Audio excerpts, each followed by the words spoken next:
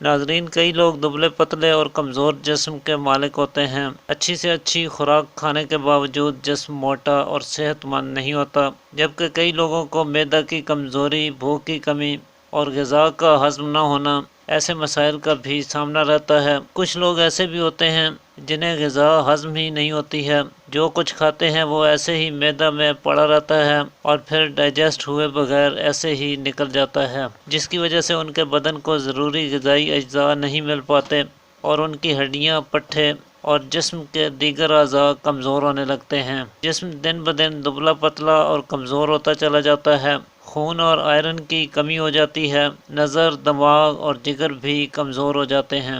چنانچہ آج کی ویڈیو میں ہم آپ کے ساتھ ایک ایسا بہترین، آسان اور سادہ سا نسخہ شیئر کرنے والے ہیں جس کے کچھ ہی دنوں کے استعمال سے دبلا پتلا اور کمزور جسم موٹا تازہ دکھنے لگے گا۔ جسم میں قوت، طاقت اور انرجی آئے گی، مسلز بلڈ ہوں گے، ہڈیاں اور پٹھے مضبوط ہوں گے، ہاضمہ بھی درست ہو جائے گا اور جسم میں آئرن یا کیلشیم کی کمی بھی پوری ہو جائے گی۔ تو ویڈیو دیکھتے رہیے، اور ویڈیو اچھی لگے تو لائک بھی ضرور کریں، کیونکہ آپ کے ایک لائک سے، آپ کے پیار سے ہماری حوصلہ افزائی ہوتی ہے۔ تو ناظرین، اس کے لیے آپ نے تقریباً 1 پاؤ دہی لینا ہے۔ گائے کا دہی لیں تو زیادہ بہتر رہے گا۔ 1 پاؤ دہی میں آپ 2 عدد کیلے چھوٹے چھوٹے کر کے شامل کر لیں اور اسے حسب خواہش شہد سے میٹھا کر لیں۔ صبح کے وقت یا دوپہر کے وقت آپ اسے روزانہ 1 مرتبہ کھا لیا کریں۔